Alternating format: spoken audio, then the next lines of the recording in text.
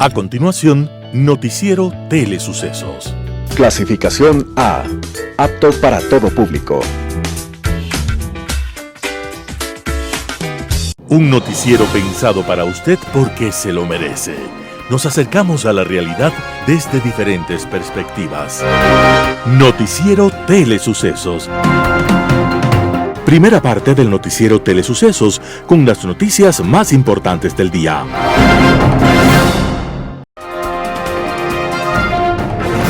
Un día como hoy. Desde tiempos inmemoriales, los humanos hemos querido conocer a los ángeles y demonios que llevamos dentro. Y para lograrlo, hemos encontrado sustancias que abren puertas a lugares sorprendentes de nuestra propia conciencia. Una de esas sustancias ha sido el alcohol, venerado en unas culturas, perseguido en otras. En algunos países se le ha llamado agua de vida y en otros, en cambio, se le ha perseguido de manera implacable, casi siempre con argumentos religiosos. La más famosa medida contra el consumo de alcohol se presentó en los Estados Unidos cuando se determinó que el consumo de alcohol era un delito. En ese momento, algunos sectores propusieron cerrar todos los bares y tabernas para frenar la bebida, el pecado y la fornicación. Pero la gente no abandonó la bebida, y en poco tiempo, el crimen se organizó y logró corromper, por miedo o por dinero, a toda sociedad. A pocos años de la prohibición, más de 100.000 terapeutas inscritos para vender alcohol a algunos pacientes ganaban el 100% de los impuestos que nunca recibió el gobierno. El número de lugares de expendio de alcohol pasó de 30.000 bares legales a más de 400.000 ilegales. En medio de aquella vida clandestina, se cometieron miles de asesinatos, millares murieron o quedaron ciegos o paralíticos por consumir alcohol de mala calidad, mientras otros amasaban fortunas inimaginables. Aquella medida de la que luego se arrepintió la sociedad norteamericana fue tomada un día como hoy, 16 de enero de 1920. Pero por lo menos sirvió para recordarnos que no es la prohibición, sino la educación y el ejercicio de la libertad, la meta de los pueblos. Las principales noticias del día. Titulares. El Consejo de Administración Legislativa califica el proyecto de ley que busca subir el IVA al 15%. La guerra interna cuesta $1.020 millones, según el Ministerio de Finanzas. Colombia activa los operativos en el puente internacional de Rumichaca tras conflicto interno en Ecuador. En el segmento de opinión, el programa económico. Los editoriales serán de Martín Pallares. Ojo con el MacBook Pro Glass.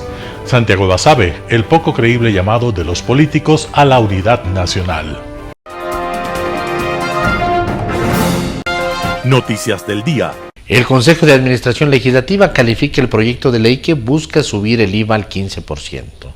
El Consejo de Administración Legislativa CAL admitió el trámite de la tercera ley económica urgente que tendría como objeto incrementar la tasa del impuesto al valor agregado para obtener los recursos financieros necesarios para el combate a los grupos delictivos.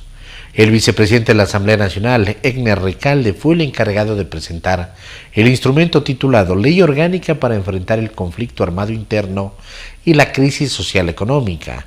Durante la sesión virtual que mantuvo el CAL, los vocales decidieron que la Comisión de Desarrollo Económico, presidida por la asambleísta oficialista Valentina Centeno, será la encargada de tramitar y elaborar el informe que será debatido en el Pleno.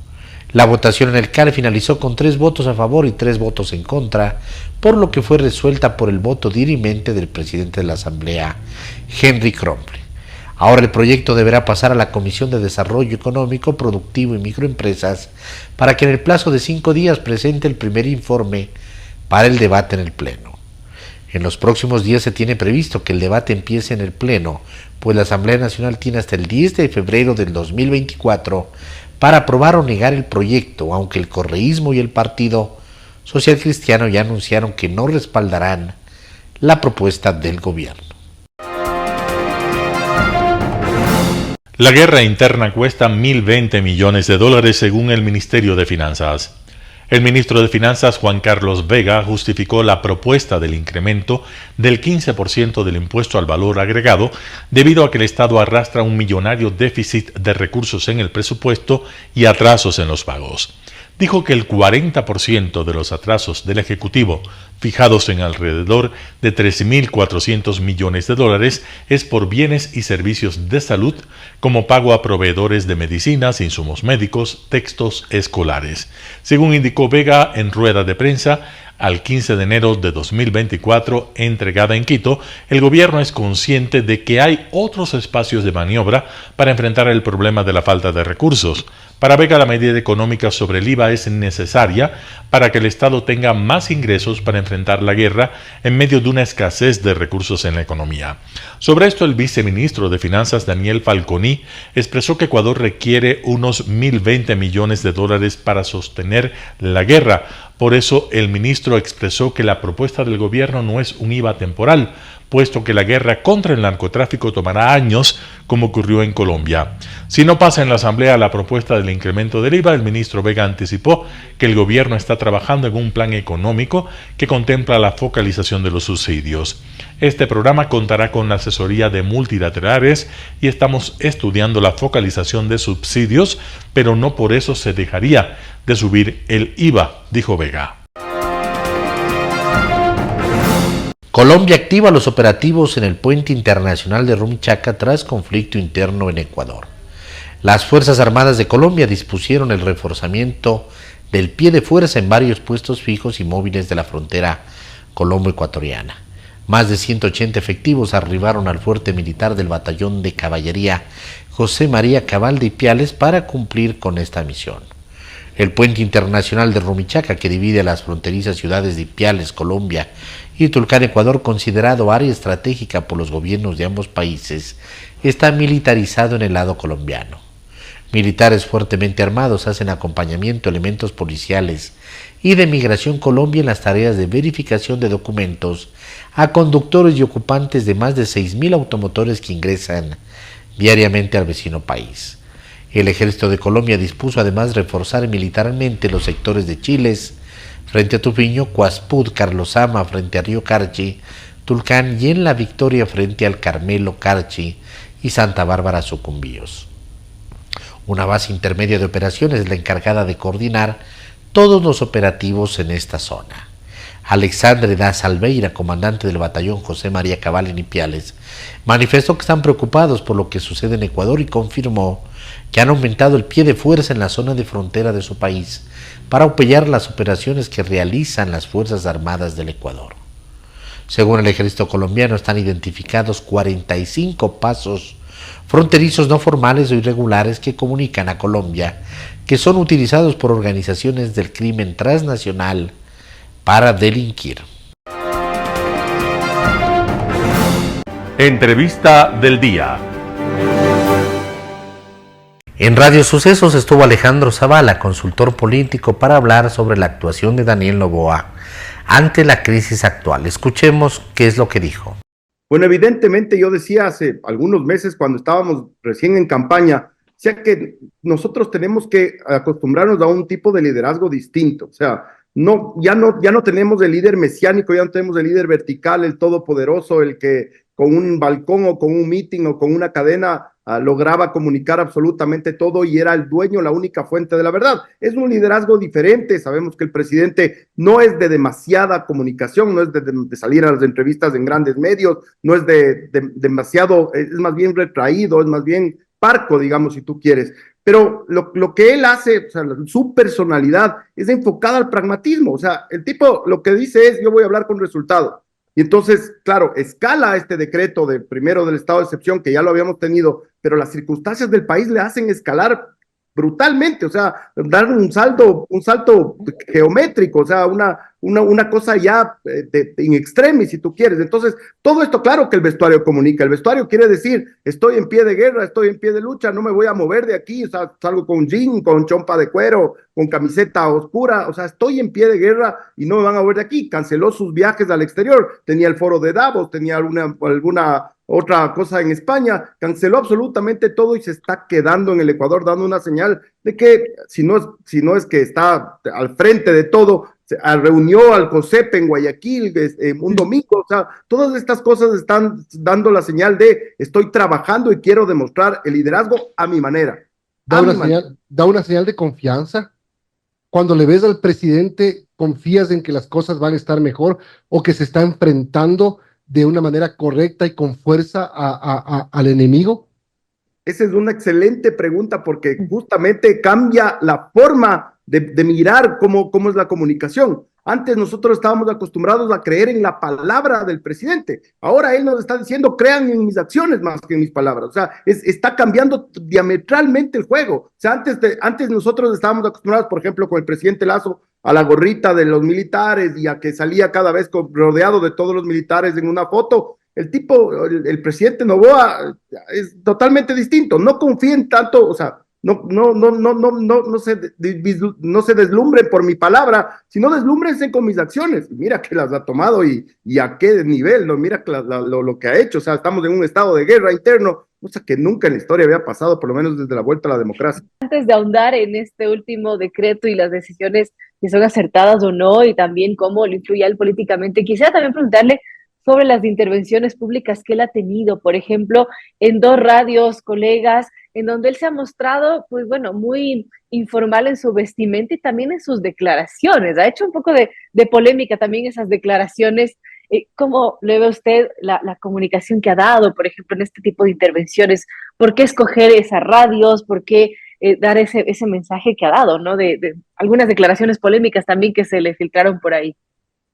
Creo que el presidente se está dando cuenta, o sea, cuando arrancó, un índice de popularidad muy alto, 70%, la gente detrás de él. Los 2 primeros proyectos en la Asamblea pasaron realmente con más de 100 votos, una cosa histórica, parecía que todo estaba bien, pero creo que le dio un baño de realpolitik cuando empezaron desde otros movimientos opositores allá a criticarle, allá a tratar de boicotearle, allá a tratar, miren lo que pasa con el TLC con China, miren lo que pasa con la nueva ley del aumento del IVA, ya se está viviendo la realpolitik. O sea, la verdad es que los políticos te dan una tregua cada vez más corta y ya empiezan. Entonces cuando él siente que ya le están golpeando, ya empieza, él creo que interiormente siente la necesidad de contestar y de jugar a la política. O sea, él hasta hace poco tiempo ni siquiera parecía que era que no le llegaba ni una sola bala. Sin embargo, vemos que es una persona de carne y hueso y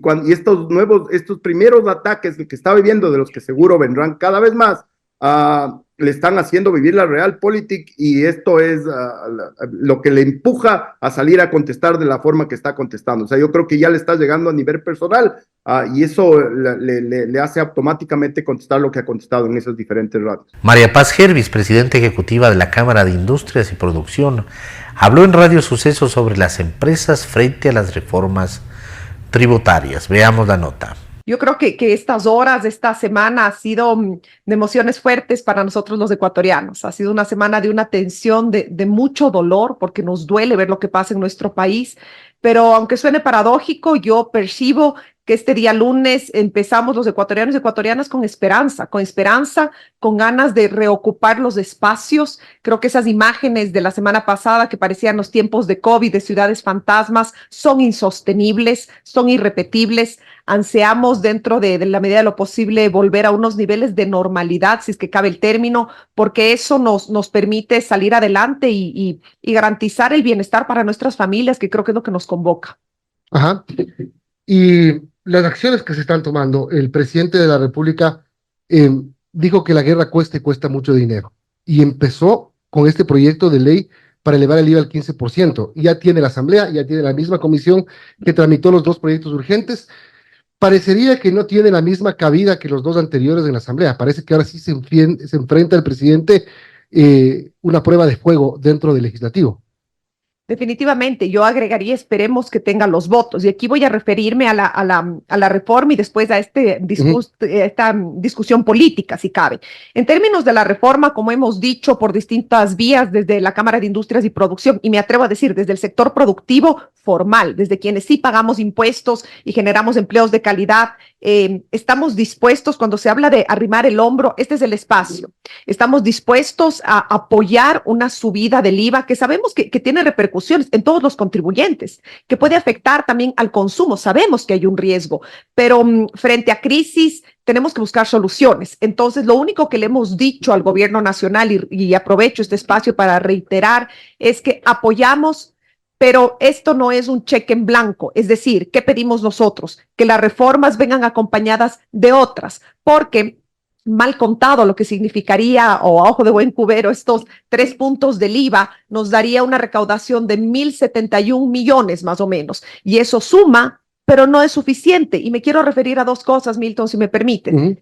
Obviamente la guerra cuesta, por supuesto, estamos dispuestos, tenemos que pagarla, pero no podemos dejar de lado una discusión igual de urgente y de emergente, que es la situación fiscal del país. La situación fiscal del país es insostenible. Entonces, en esta coyuntura en que creo que los ecuatorianos y ecuatorianas nos hemos desayunado y estamos viendo una realidad que ya no podemos obviar, tenemos que ver la realidad completa y demandamos de nuestros gobernantes que se tome la decisión completa. Lo que hemos dicho en concreto, Milton, es apoyamos esta subida del IVA siempre y cuando venga de la mano de otras medidas, como por ejemplo, focalización de subsidios, como por ejemplo, disciplina del gasto público, hablemos de la calidad del gasto público, hablemos de las empresas públicas que son ineficientes y muy costosas. Vamos con todo, vamos con una reforma estructural, salvo caso contrario nos encontraríamos con estas medidas parche, donde pagamos los contribuyentes y después las soluciones no alcanzan. Ahora, focalizar los subsidios y elevar el IVA no es como muy fuerte como para que la ciudadanía, que también está afectada por la crisis económica, que también muchos han visto afectadas sus negocios por la crisis de seguridad que tenemos, ¿es una carga directa a la gente? A todos y a todas. Pero aquí pasa una cosa. Esta es la realidad que tenemos. Es que no es lo que queremos, es lo que nos toca hacer. Aquí elegimos o ser responsables o ser seguir siendo irresponsables y dejar que las cosas caigan por sí solas. Por supuesto que no queremos esto, pero es el momento de verlo y sí, ciertamente va a afectar, pero a mí me gusta, si me permites, referirme a un dato que es decidor.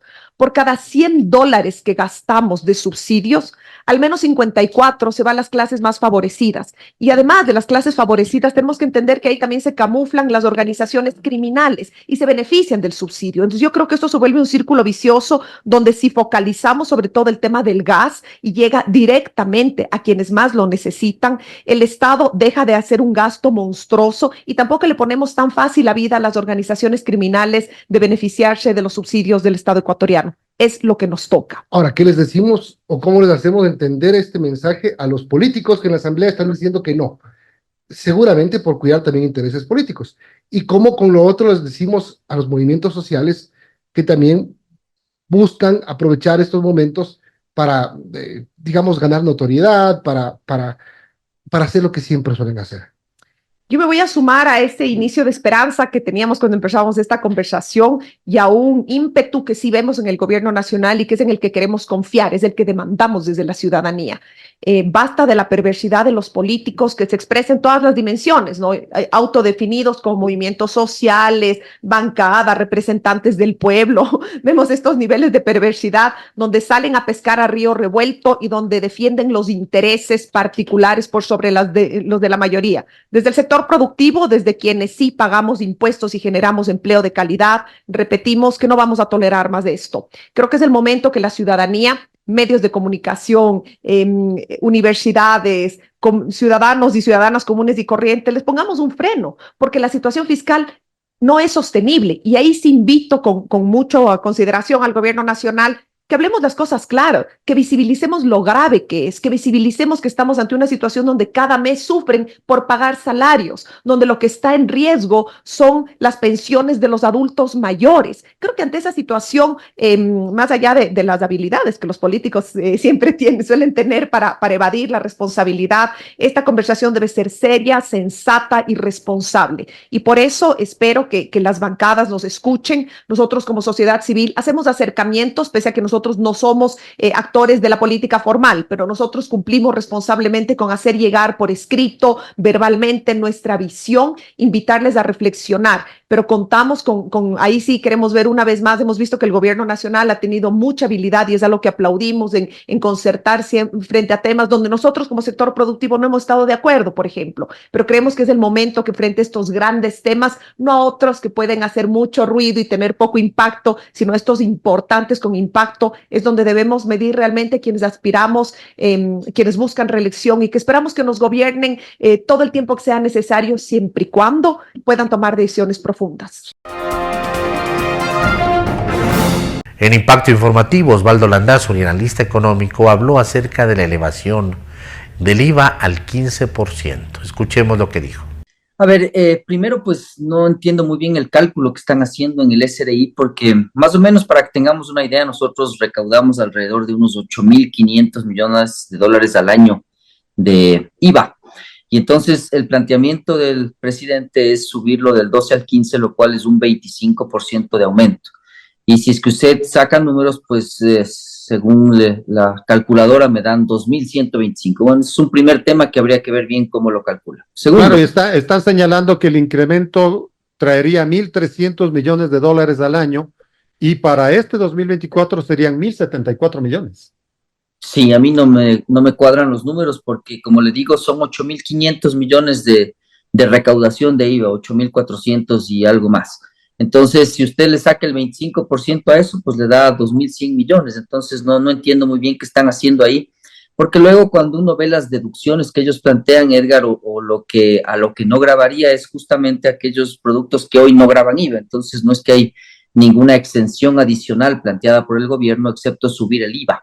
Entonces, yo lo que diría, Edgar, es dos cosas fundamentales. La primera, que yo lo he mencionado en su programa, si mal no recuerdo, es por qué el país no analiza también un poco los gastos, ¿no? Es decir, esto debería, entiendo que es un impuesto de guerra, pero tampoco usted puede alimentar una máquina estatal que no tiene límites, que ni siquiera conocemos, como yo he dicho, las empresas públicas, qué está pasando, qué repartos hay, cuánto se gasta, no sabemos nada. Entonces, en esa línea, pues yo creo que lo primero sí sería acompañar de un análisis estadístico de la eficiencia y de lo que está pasando en el sector estatal.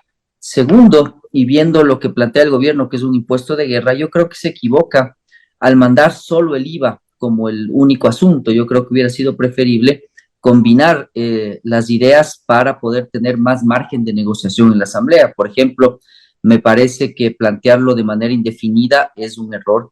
Segundo, me parece que usted sí debe diferenciar, por ejemplo, productos. Habrá gente que le afecte, más bien dicho, a la gente le va a afectar mucho menos un IVA del 15% en licores, perfumes y cosméticos que en productos como, por ejemplo, yo qué sé, de uso diario.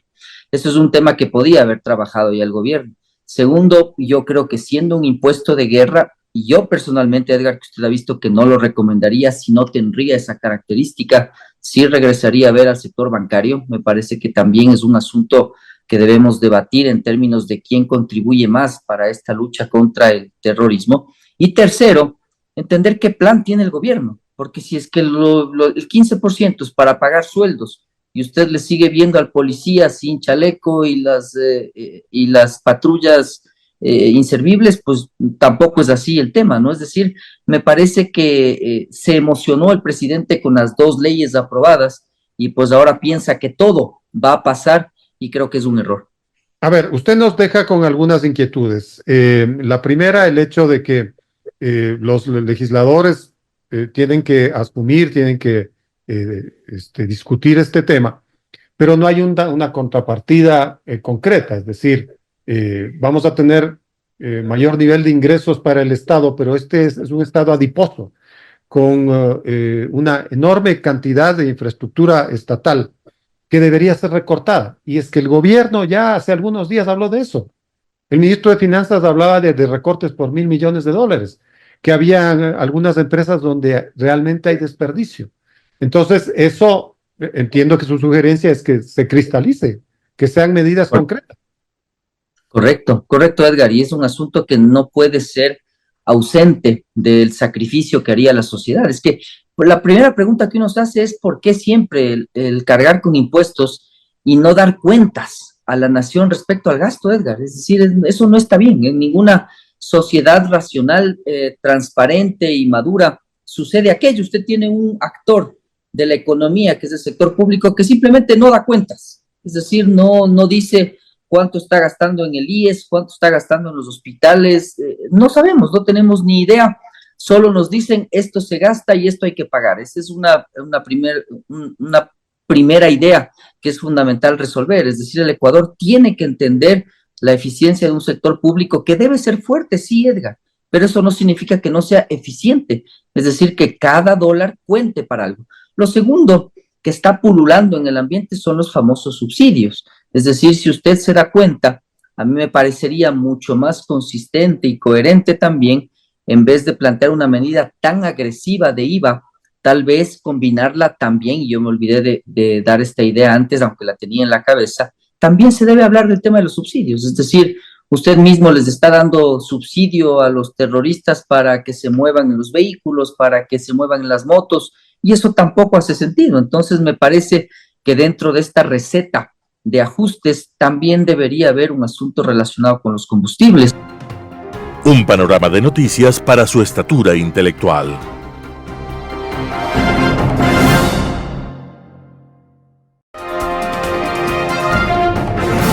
Opinión.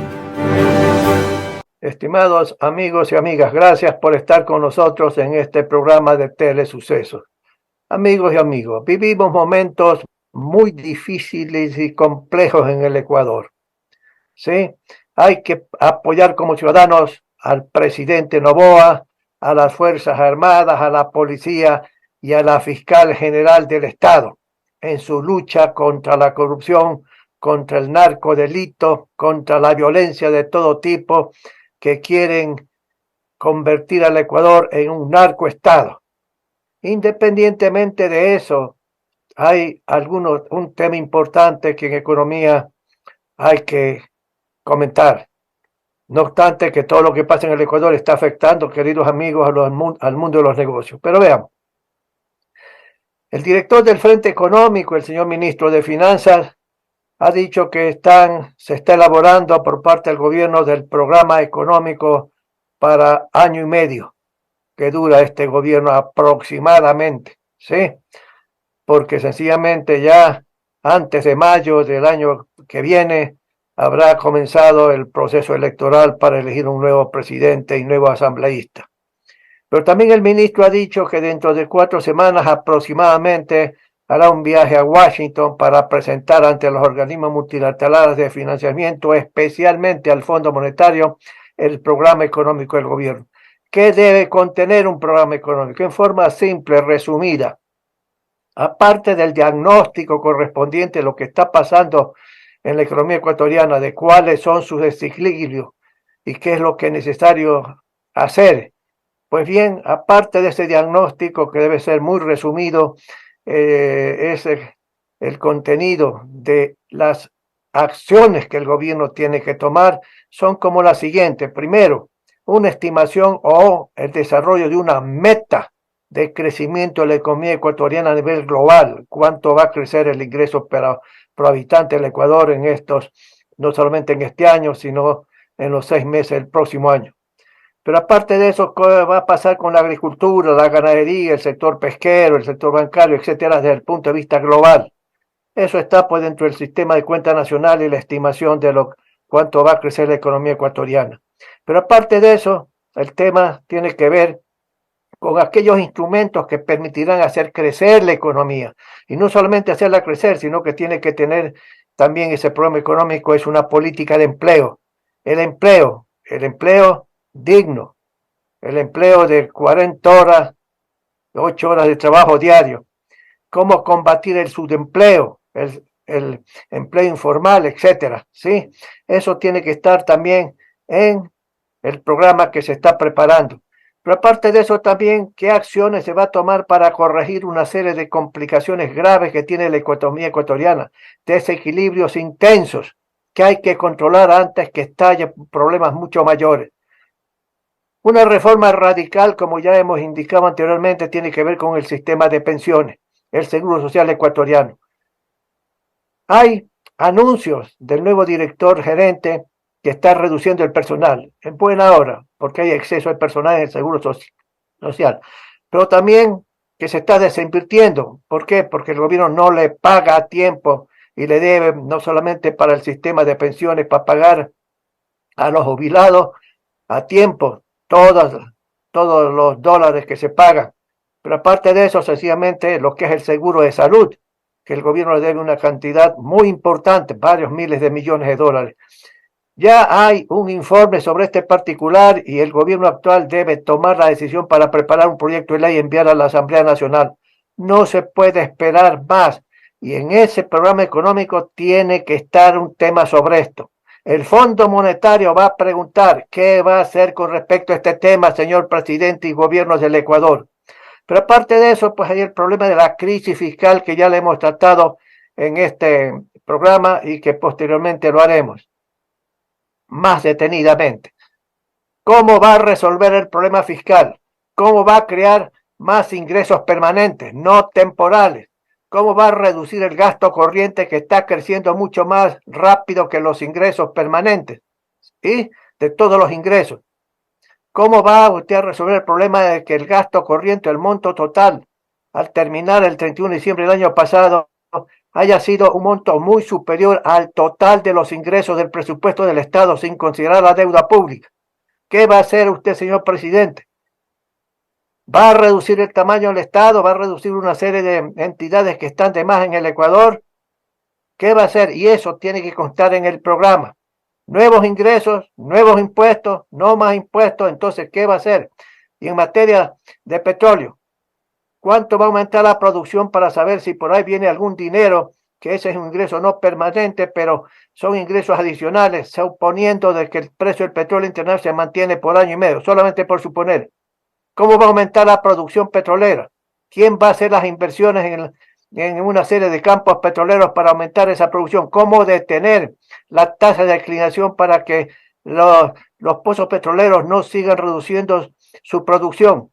¿Sí? Ese es otro tema que tiene que estar en el programa económico. Pero hay también otros temas que no los voy a mencionar porque el tiempo no alcanza. Pero el momento en que no haya en el programa acciones específicas, sólidas, solventes, el FMI no va a decirle, sí, te voy a ayudar financieramente. Y el Fondo Monetario quiere dar una asistencia financiera al Ecuador, igual que el Banco Mundial, el Banco Interamericano. Pero para ello se necesita saber exactamente qué más va a hacer el gobierno en esa materia de la crisis fiscal. Pero aparte de eso, no se olviden, la lucha contra la corrupción, contra el narcotráfico, contra el narcolavado, etcétera, etcétera, que está enfrentando el país, va a implicar más recursos. Es necesario, presidente Noboa, y permítame hacer la sugerencia, es necesario sencillamente crear un impuesto específico para financiar esas actividades adicionales. Si no, no va a haber plata, no va a haber plata en un sentido mucho peor de lo que está pasando actualmente. Amigos y amigos, es grave la situación, no solamente el tema de la seguridad, en que los ecuatorianos cada vez tenemos que encerrarnos en nuestras casas y trabajar en línea porque sencillamente tenemos temor de salir a las calles o salir a las oficinas. Y esto, vuelvo a repetir, tenemos irremediablemente que apoyar al gobierno en esa lucha, a las Fuerzas Armadas, a la Policía y a la Fiscal General del Estado, que está haciendo un buen trabajo, la doctora Diana Salazar. Pero para eso se necesita más recursos y tiene que haber un nuevo impuesto, independientemente que el señor presidente ha dicho, no voy a proponer más impuestos. Ya en Colombia hace algunas décadas se creó un impuesto para la lucha contra la FARC, ¿sí? Pues tenemos que hacer eso de ahí. Yo estoy seguro que la Asamblea Nacional estará dispuesta a apoyar al gobierno en la creación de un impuesto específico para la lucha contra todo este fenómeno. Amigos y amigos, la situación es grave en el Ecuador. No solamente la inseguridad que vivimos, que es cada vez más intensa, sino sencillamente que hay que corregir una serie de desequilibrios que enfrenta la economía ecuatoriana.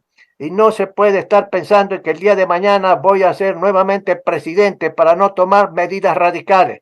Presidente Noboa, le toca a usted la decisión de tomar acciones específicas para corregir todo el problema estructural en la economía ecuatoriana. Hay que resolver el problema del déficit fiscal. Hay que resolver la falta de empleo adecuado. Y eso se hace con más crecimiento económico, más crecimiento, creando todas las condiciones necesarias para atraer la inversión extranjera, que esperemos que no se asuste frente a lo que está aconteciendo en el Ecuador. Amigos y amigos, yo les agradezco por estar con nosotros. Nos veremos la próxima semana. Gracias.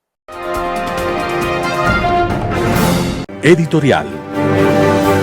Ojo con la MacBook Pro de Glass. Artículo de Martín Pallares publicado en Diario El Expreso. En aproximadamente 2 meses se conocerá lo que hay dentro de la MacBook Pro que Jorge Glass tenía en la cárcel. La espera para conocer lo que tiene ese computador se debe a que es parte de un proceso por supuesto peculado en contra de la prefecta de Pichincha, Paola Pavón. A Pavón, Fiscalía la investiga por la contratación que hizo de Soledad Padilla, a quien se le encargó ser la asistente personal de Glass. Padilla estuvo ahí hasta que sufrió acoso psicológico por parte de Glass y por eso le puso una demanda. El computador parece contener algunas joyas, mucho más escandalosas que el de supuesto peculado de Pavón. Por eso se prevé que una vez que se vean los tesoros que guarda Fiscalía, abrirá otro caso. De lo que se ha logrado filtrar, ahí hay material relacionado con el caso Odebrecht. Se habla de que el tema Odebrecht podrían salir enlodados empresarios con aspiraciones políticas vinculados a movimientos que están en el acuerdo legislativo con el gobierno. También se conoce que hay datos sobre el financiamiento de la más reciente campaña electoral, pues como se sabe, Jorge Glass fue su tesorero. No sería sorprendente entonces que la MacBook Pro de Glass sea el detonante de un caso de la misma envergadura que Metástasis. Por eso el correísmo está tan nervioso. A veces dicen que ese no es el computador de Glass y otras que para asegurarse de que no se le implante información ya han hecho copias. Lo último fue la declaración de la abogada del correísmo, Sonia Vera, que aseguró que esa es la computadora de la oficina de Glass y que por ello no se la puede considerar como personal. Que se conozca la información del computador antes de que México le conceda asilo podría ayudar a que ese gobierno se lo piense 2 veces. Dar asilo a alguien que está en el centro de un escándalo no es tan fácil. El problema para los operadores políticos o judiciales que podrían estar trabajando para que Glass obtenga el asilo o para una eventual fuga antes de que estalle este caso, está en que Estados Unidos está al tanto de lo que tiene ese computador. Ojo, además el embajador de Estados Unidos tuvo hace poco una reunión con su colega mexicana. Es decir, estos operadores difícilmente podrán hacer que el computador desaparezca porque las autoridades de ese país ya conocen sobre su contenido. ¿Se viene el Metástasis 2? Ojalá. Artículo de Martín Pallares publicado en Diario El Expreso. El poco creíble llamado de los políticos a la unidad nacional. Santiago Basabe, Primicias. Como siempre nos ocurre en situaciones extremas, los ecuatorianos llamamos a la unidad. Nos despojamos de nuestras particularidades y aunamos en torno a la bandera, a la camiseta de la selección de fútbol o al himno. No tenemos héroes nacionales, por lo que ahí no tenemos espacio para juntarnos. En nuestra misión ecuménica, colocamos paisajes naturalmente hermosos, inventamos canciones y nos regocijamos demostrando al mundo el lado bueno del país. Así, con un baño de fraternidad temporal, aliviamos las amarguras recientes. Una semana después, quizás menos, la calentura se nos pasa y volvemos a lo de siempre. A la actitud de criticar por criticar, al menosprecio del otro, a la ofensa por el solo hecho de minimizar la opinión diversa. Hay que reconocernos en lo que somos. Por ello, como ha sucedido antes y no tendrá por qué ser diferente ahora, los eventos de violencia de la semana pasada pronto quedarán en el olvido. Como en el olvido quedará también el falso llamado a la unidad nacional, sobre todo el de ese ramillete de políticos de muy baja ralea que nos representa. Siempre hay excepciones, desde luego. No obstante, el problema es que en Ecuador esas excepciones son cada vez menos. Razones para esta crítica abierta no faltan. Por ejemplo, más allá de rasgarse las vestiduras y apoyar las acciones del presidente Noboa, no se ha visto en ninguno de estos falsos representantes del país una posición clara respecto a la necesidad de reformar profundamente el sistema de partidos políticos. Hasta allá no les llega el patriotismo. Por supuesto, pues eso implicaría que se diezme su negocio de hacer de la política una forma de enriquecerse ilegalmente. Eso es mucho pedir, y desde luego es comprensible, pues buena parte de los políticos que ahora llaman a la unidad nacional están embarrados hasta las patas en los escándalos de corrupción que han sido destapados parcialmente desde la Fiscalía. La unidad nacional sí, pero solamente hasta donde no se vean las costuras. Ese es el mensaje real de que como ciudadanos debemos ser capaces de desenmascarar. Algo similar ocurre en el plano económico. Los oportunistas que tenemos al mando de la política apoyan al gobierno, pero son incapaces de decir una sola letra respecto a la necesidad de focalizar los subsidios. Hasta ese punto no llegan, por supuesto. Si ahí está el espacio para agitar a la gente, engañarla y movilizar sus tropas a Quito. Ese es el gran tinglado de las supuestas reivindicaciones que se dan con violencia de por medio y actitud medianamente cómplice, por decirlo menos, de ciertas universidades. Hasta allá no llega la unidad, naturalmente. Tampoco llega cuando se debe enfrentar con creces el desafío de una justicia plagada de mediocres y corruptos, o ambas cosas a la vez, y proponer reformas de fondo para el acceso de jueces y fiscales que sobrepasa la supuesta unidad evidentemente. Hay que salir a las cámaras para fingir la imagen de estadistas, pero en el fondo no les interesa que nada cambie, pues se les acaba el botín de poner mandaderos a discreción y así emitir sentencias vía mensaje de texto o llamadas telefónicas. Cuando del tema social se trata, no hay diferencia. Unos y otros, los de las derechas junto con los de las izquierdas y también los que no tienen idea de qué es lo uno o lo otro, se desgañitan indicando que el problema de fondo es la falta de empleo. Sin embargo, se inhiben de cualquier propuesta para reformar el obsoleto Código del Trabajo que tenemos en vigencia hace casi un siglo. Ahí no pues, hasta allá no se llega. No porque existan razones de fondo para oponerse, sino porque eso implica dejar sin sustento al recurrente y cansino griterío de lo neoliberal. ¿Cuántas páginas se quedarían vacías y cuántos discursos serían mínimos si no tuvieran ese estribillo al frente? De la seguridad social, ni hablar. Llaman a la unidad, pero no dicen nada sobre la necesidad imperiosa de reformar el IES y toda la podredumbre que está a su alrededor. Unidad con piola, diría el común de los ciudadanos. El gobierno tampoco marca distancia, propone aumentar el IVA y a la par dejar en el olvido la reforma judicial, política y económica. Tampoco le interesa. Cumple con hacer lo mínimo y seguir con su mirada puesta en las elecciones. Por eso no le conviene que se le acerquen en este momento que a su juicio es de gloria y aceptación popular, aún a costa de lo que ha vivido el país. ¿Cuánto ganaría en realidad el gobierno si junto a algunas de las preguntas enviadas a la Corte Constitucional propusiera reformas como las ya indicadas? Pero no, desde luego que no. Eso no da votos, como tampoco da respaldos de los poderosos anunciar que se va a cobrar a los morosos del SRI. No pues, de eso nada. No se puede afectar a los bolsillos de amigos y tampoco a los propios. Mejor virar la página en ese tema.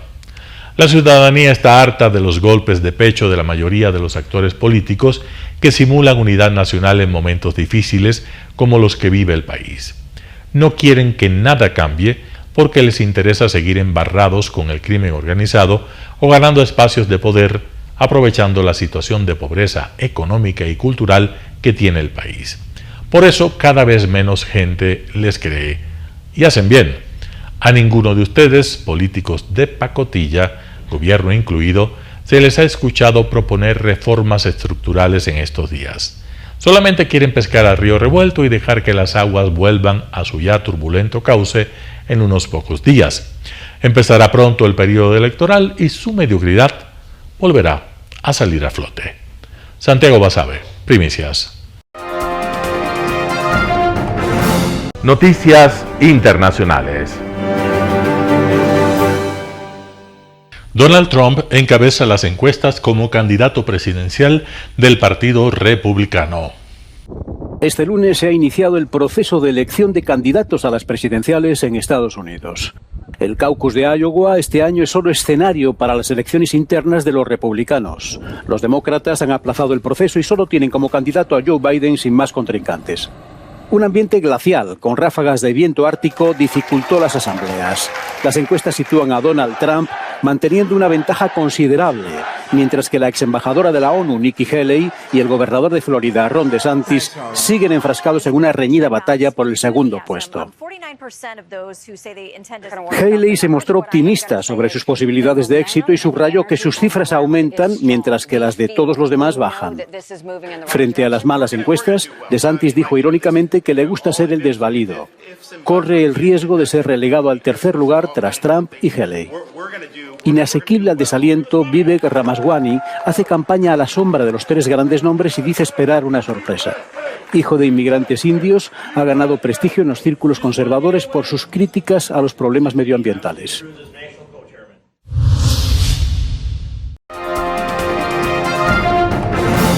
Arévalo de León jura su cargo de presidente de Guatemala pese a algunos opositores. Con amor patriota. Bernardo Arévalo de León jura su cargo como nuevo presidente de Guatemala, una función a la que ha accedido a pesar de meses de esfuerzos por hacer fracasar su investidura, que incluyeron dilaciones y crecientes tensiones hasta el traspaso de poderes. Arévalo de León se sitúa al frente del gobierno guatemalteco tras ganar con un cómodo margen las elecciones celebradas en agosto. Desde entonces se han promovido continuos desafíos legales contra Arévalo de León y su partido político.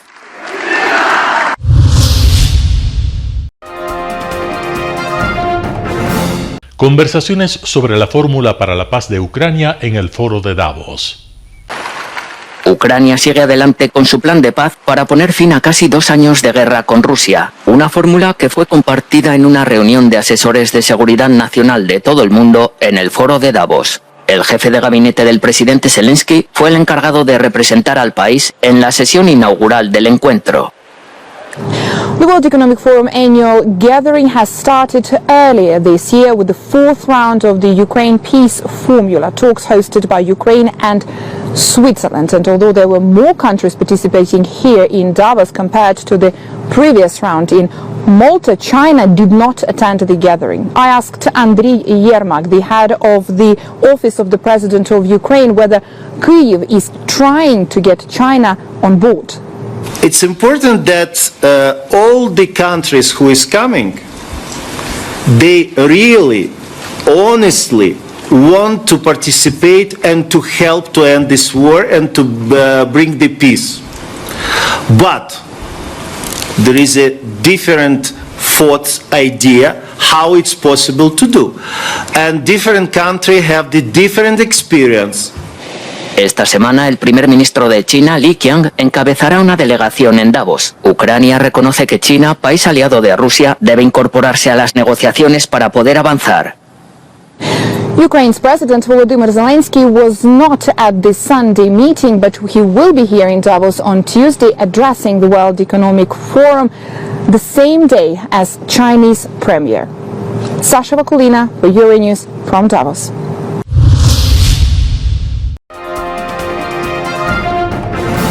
Estados Unidos intercepta en el Mar Rojo un misil lanzado desde territorio controlado por los Houthis. Los rebeldes chiíes hutíes de Yemen dispararon el domingo un misil de crucero antibuque contra un destructor estadounidense en el Mar Rojo. El lanzamiento fue interceptado por un avión de combate estadounidense y supone el primero desde el comienzo de los recientes ataques liderados por Estados Unidos y Reino Unido contra objetivos hutíes. Reino Unido dice que se mantiene vigilante.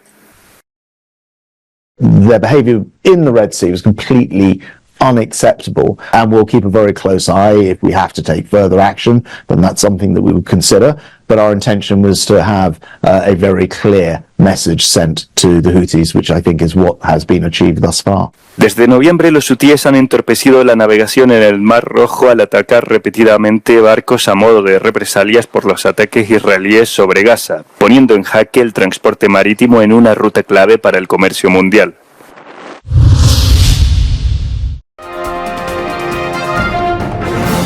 Telesucesos Sports.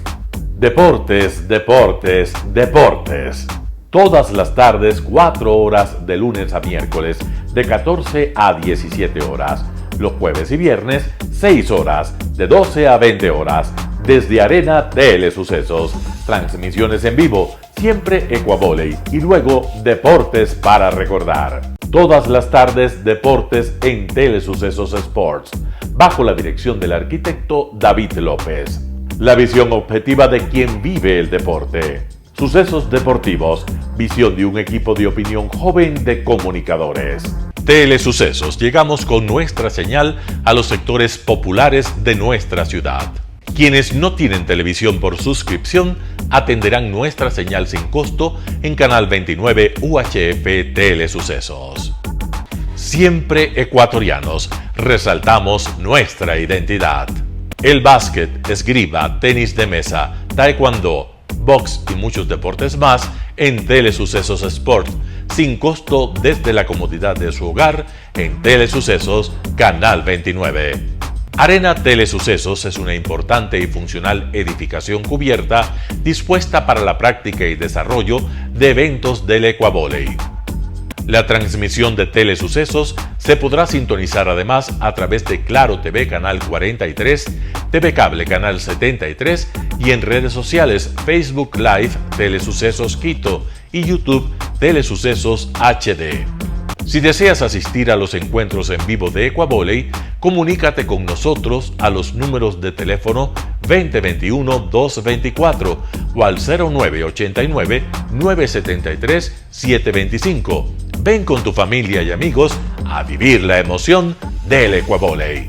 Emoción sin límites los días jueves y viernes desde la comodidad de su hogar.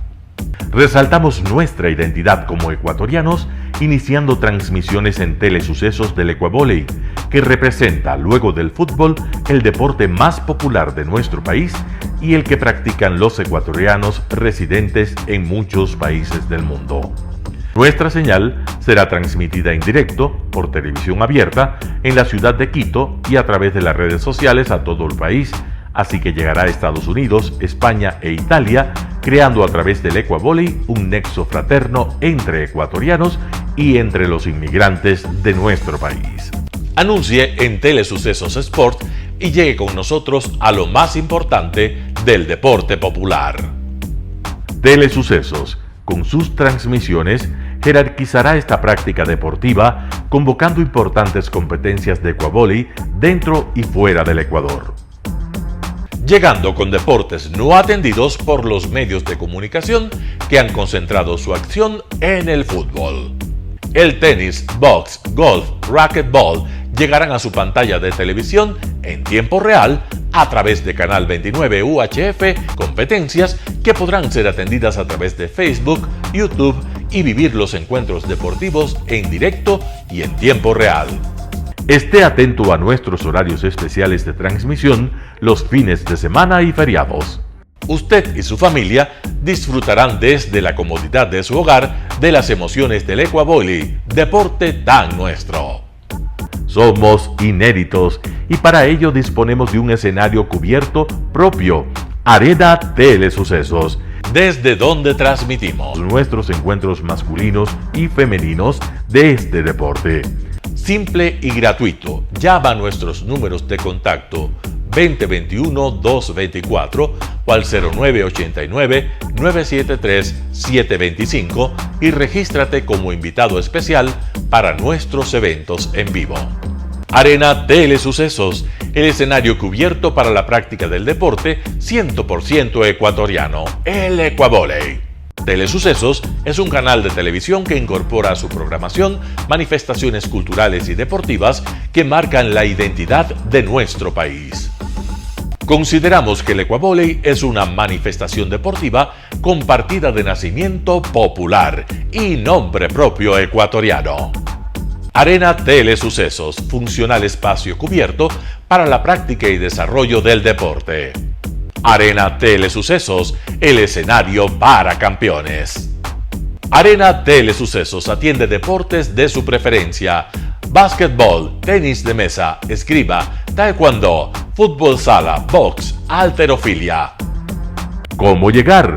Nuestras instalaciones se encuentran en el norte de la ciudad, en un sector de gran crecimiento y desarrollo urbano al que se accede a través de la vía E35, más conocida como la Avenida Panamericana Norte.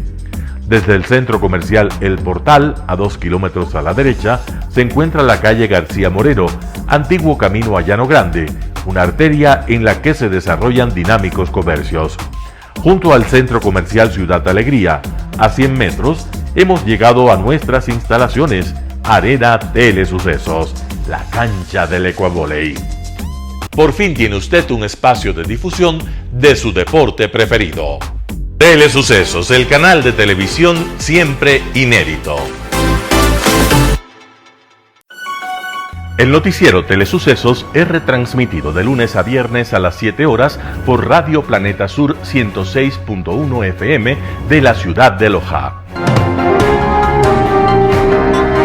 Noticiero Telesucesos.